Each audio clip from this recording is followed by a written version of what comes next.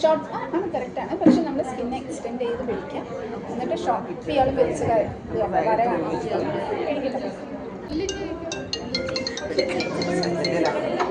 വേദന മനസ്സിലാവും കത്തിട്ടില്ലേ. Hi everyone, welcome back to my YouTube channel. ഞാൻ കോസ്മെറ്റോളജി PG ഡിപ്ലോമ കോഴ്സ് ചെയ്യുന്നുണ്ടായിരുന്നു. അപ്പം ഒരു 8 ദിവസത്തെ പ്രാക്ടിക്കൽ സെഷൻ ഉണ്ടായിരുന്നു ഞങ്ങൾക്ക്. അപ്പോൾ ആ 8 ദിവസത്തെ വിശേഷങ്ങൾ വ്ളോഗായിട്ട് നിങ്ങളോട് ഷെയർ ചെയ്യാമെന്ന് വിചാരിച്ചു. ഓൾറെഡി ഒരു ഡേ ഇൻ മൈ ലൈഫ് ഞാൻ അപ്ലോഡ് ചെയ്തിട്ടുണ്ട്. അപ്പം ബാക്കിയുള്ള ദിവസങ്ങളിലെ വിശേഷങ്ങൾ പാർട്ട് 1, പാർട്ട് 2, പാർട്ട് 3 ആയിട്ട് ഞാൻ ചെയ്യാമെന്ന് വിചാരിച്ചു. അപ്പോൾ ഈ വീഡിയോയിൽ നമ്മൾ സ്റ്റാർട്ട് ചെയ്ത ദിവസമാണ് കാണിക്കുന്നത്, അതിൻ്റെ നെക്സ്റ്റ് ഡേയും. Once again welcome back to my YouTube channel and my video. Okay, അപ്പം ഞങ്ങൾ 60ഓളം സ്റ്റുഡൻസ് ഉണ്ടായിരുന്നു.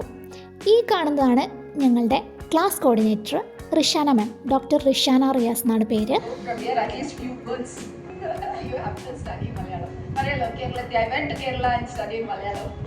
ഞങ്ങളുടെ ക്ലാസ്സിൽ കേരളത്തിന് പുറത്തുള്ള ഒരുപാട് ഡോക്ടേഴ്സ് പഠിക്കുന്നുണ്ട്. അതുകൊണ്ട് തന്നെ ഇംഗ്ലീഷിലാണ് മെയിൻലി സംസാരിക്കുക, കാരണം അവർക്കും കൂടെ മനസ്സിലാവണമല്ലോ.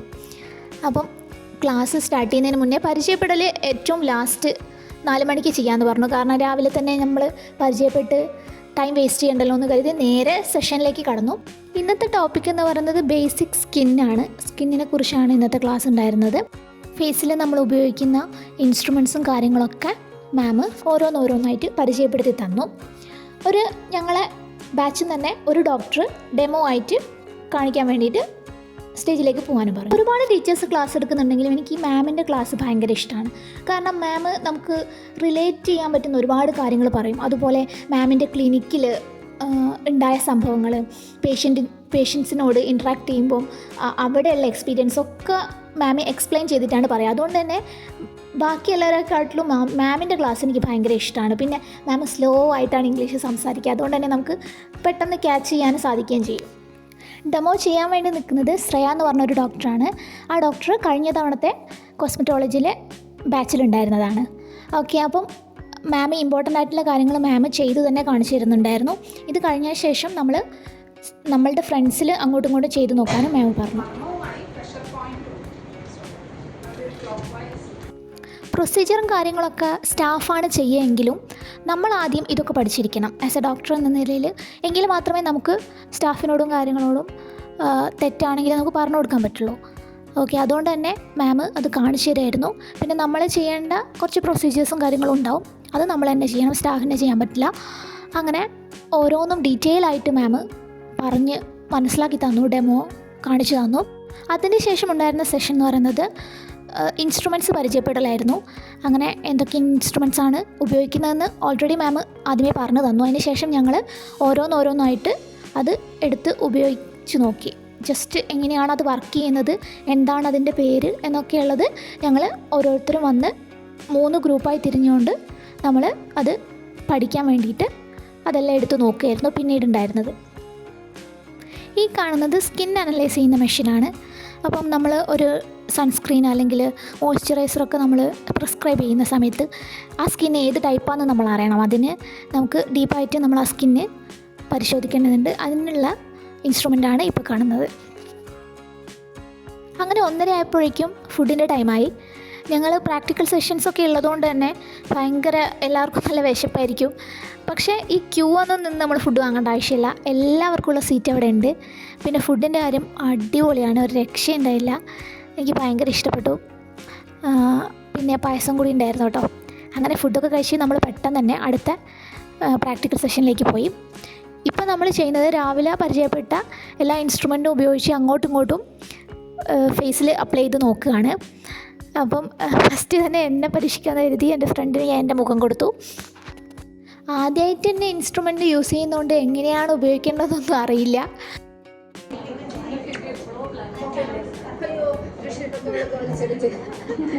ഷോർട്ട് ആണ് കറക്റ്റാണ്, പക്ഷെ നമ്മൾ സ്കിന്നെ എക്സ്റ്റെൻഡ് ചെയ്ത് പിടിക്കാം. എന്നിട്ട് ഷോർട്ട് ഇയാൾ വലിച്ച് വര കാണാം. ഷോർട്ട് സ്ട്രോക്സ് ഇട്ടാൽ മാം എല്ലാവരെയും ശ്രദ്ധിക്കുന്നുണ്ടായിരുന്നു. അപ്പോൾ ഓരോ തെറ്റ് കാണുന്ന സമയത്തും മാം അത് വന്ന് പറഞ്ഞു തരായിരുന്നു ഉണ്ടായിരുന്നത്.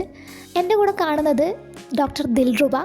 അവളെ ഞാൻ പരിചയപ്പെടുന്നത് നൊച്ചാട് ഹോസ്പിറ്റൽ ഹൗസ് ഏജൻസി ചെയ്യുന്ന ടൈമിലാണ്. അപ്പം അവളുടെ വീട് അവിടെ തന്നെയാണ്. അപ്പം ഞങ്ങൾ നല്ല രസമായിരുന്നു. പരിചയമുള്ള ആളുകൾ വളരെ കുറവാണ്, 1-2 ഡോക്ടേഴ്സ് ഉണ്ടായിരുന്നുള്ളൂ. അപ്പോൾ നമ്മൾ ആദ്യമേ പരിചയം ഉള്ളതുകൊണ്ട് നമുക്ക് അങ്ങോട്ടും ഇങ്ങോട്ടും പെട്ടെന്ന് തന്നെ പെയറായിട്ട് ചെയ്യാൻ പറ്റി. അപ്പോൾ ഇൻസ്ട്രുമെൻറ്റ്സ് ഒക്കെ യൂസ് ചെയ്യുമ്പോൾ നമ്മൾ വളരെയധികം ശ്രദ്ധിക്കേണ്ടതുണ്ട്. കാരണം സ്കിന്നി വെച്ചിട്ടാണ് നമ്മൾ കളിക്കുന്നത്. അപ്പം എല്ലാ പെൺകുട്ടികൾക്കും മുഖം ഭയങ്കര ഒരു കെയർ ചെയ്യുന്ന ആളുകളായിരിക്കുമല്ലോ. അപ്പോൾ നമ്മൾ ശ്രദ്ധിച്ചിട്ട് വേണം ചെയ്യാൻ. അതിൻ്റെ ഇടയിൽ കറണ്ടൊക്കെ പോകുന്നുണ്ടായിരുന്നു. പക്ഷെ പെട്ടെന്ന് വന്നു. എല്ലാവരും അങ്ങോട്ടും ഇങ്ങോട്ടും ചെയ്തു നോക്കി. കാരണം ഒരു തവണയെങ്കിലും നമ്മളത് ചെയ്ത് നോക്കണം. എല്ലാ ഇൻസ്ട്രുമെൻറ്റ്സും ഒരു തവണയെങ്കിലും കയ്യിൽ പിടിക്കണം എന്നാണ് മാം പറഞ്ഞിട്ടുള്ളത്. അപ്പം എല്ലാവരും അത് ചെയ്തു നോക്കി. അങ്ങനെ ഏകദേശം ഒരു 3-3:30-4 മണി വരെ ഞങ്ങൾ അങ്ങോട്ടും ഇങ്ങോട്ടും ഫേഷ്യൽ ഒക്കെ ചെയ്തു നോക്കുമായിരുന്നു. അത് കഴിഞ്ഞതിന് ശേഷം ഇൻട്രൊഡക്ടറി സെഷനാണ് ഉണ്ടായിരുന്നത്. ഓരോരുത്തരും അവരവരെ കുറിച്ച് പരിചയപ്പെടുത്തുക.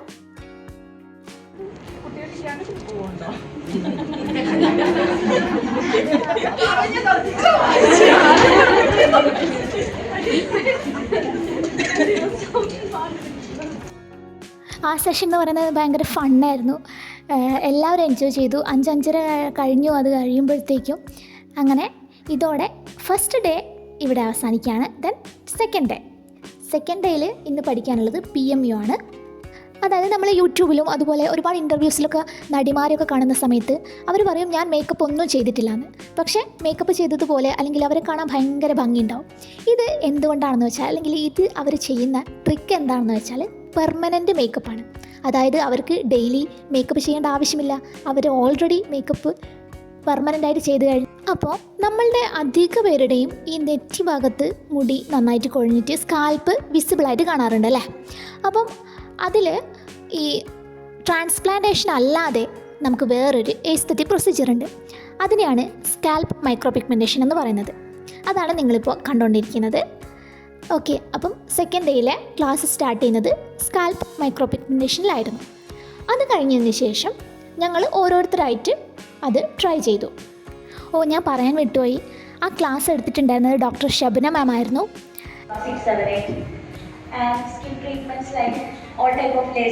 ഡെയിലി ഡ്യൂട്ടിക്ക് പോകാൻ ഒരുങ്ങുന്ന സമയത്ത് ഞാൻ ചെയ്യുന്ന ഏറ്റവും ഫസ്റ്റ് കാര്യമാണ് എൻ്റെ ഐബ്രോ ഷെയ്ഡ് ചെയ്യുക എന്നുള്ളത്. കാരണം എനിക്ക് ഐബ്രോസ് വളരെ കുറവാണ്, തിക്കുമില്ല, അതുപോലെ തീരെ കാണാനേ ഇല്ല. അതുകൊണ്ട് തന്നെ എപ്പോഴും ഞാൻ ഐബ്രോസ് വരച്ചിട്ടേ പോവാം. ഇനി നമുക്ക് ഐബ്രോ ഒന്ന് പെർമനൻ്റ് ആയിട്ട് വരച്ചാലോ? ആ പ്രൊസീജിയറിനാണ് മൈക്രോ ബ്ലേഡിംഗ് എന്ന് പറയുന്നത്. ബ്ലേഡ് യൂസ് ചെയ്ത് ചെയ്യുന്നതായതുകൊണ്ട് തന്നെ നമുക്ക് വേദന ഉണ്ടാവും. അതിനും ആദ്യം നമ്മൾ അനസ്തെറ്റിക്സ് ഉപയോഗിക്കണം. ഓക്കെ,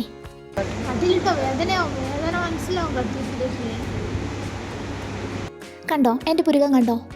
ആ ഫസ്റ്റ് തുടങ്ങുന്ന ഭാഗത്തൊന്നും ഒട്ടുമില്ല. അപ്പം ഇത് നമ്മൾ പെർമനൻ്റായിട്ട് ചെയ്യുകയാണെങ്കിൽ നമുക്ക് ഡെയിലി മേക്കപ്പ് ചെയ്യുന്ന സമയത്ത് ഈ ഐബ്രോസ് വരച്ചു കൊടുക്കേണ്ട ആവശ്യമൊന്നുമില്ല. പക്ഷേ ഒരു സിറ്റിങ്ങിലെ കൊണ്ടൊന്നും ഇതാവില്ല, 2-3 സിറ്റിങ് വേണം. എന്നാലും ജസ്റ്റ് ഡെമോക്ക് ഞാൻ ചാടിക്കയറി നിന്നത് എനിക്ക് ഒരാഴ്ചക്കെങ്കിലും ഇത് വരയ്ക്കാതെ പോകാൻ പറ്റുമല്ലോ എന്ന് വിചാരിച്ചിട്ടാണ്. ഈ ചെറിയ ജനിച്ച പാടുള്ള കുട്ടികളെ നമ്മുടെ കേരളത്തിൽ ഒരു ആചാരമുണ്ടല്ലോ, പുരികം വരച്ചതിന് ശേഷം പൗഡർ ഇട്ട് കൊടുക്കാറുള്ളത്. അതുപോലെ ഉണ്ടല്ലേ പുരികം കാണാൻ. ഓക്കെ, എനിവേ നമുക്ക് കാര്യത്തിലേക്ക് വരാം.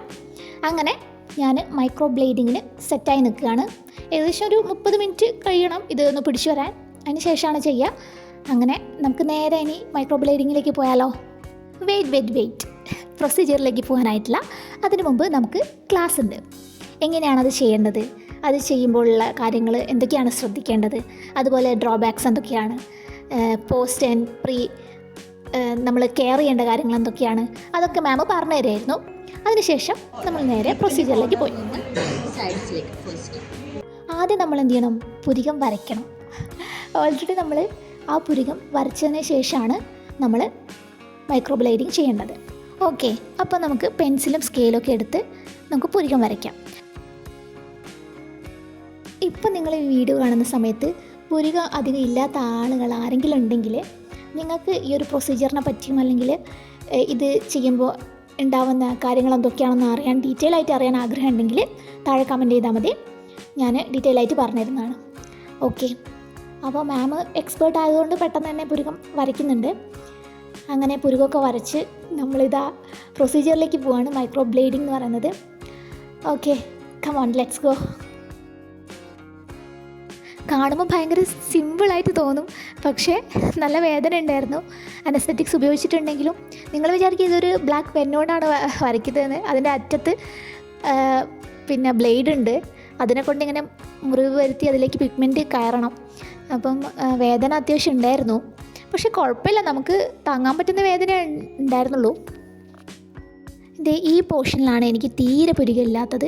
അപ്പോൾ അവിടെ ചെയ്യുന്ന സമയത്ത് നല്ല വേദന ഉണ്ടായിരുന്നു.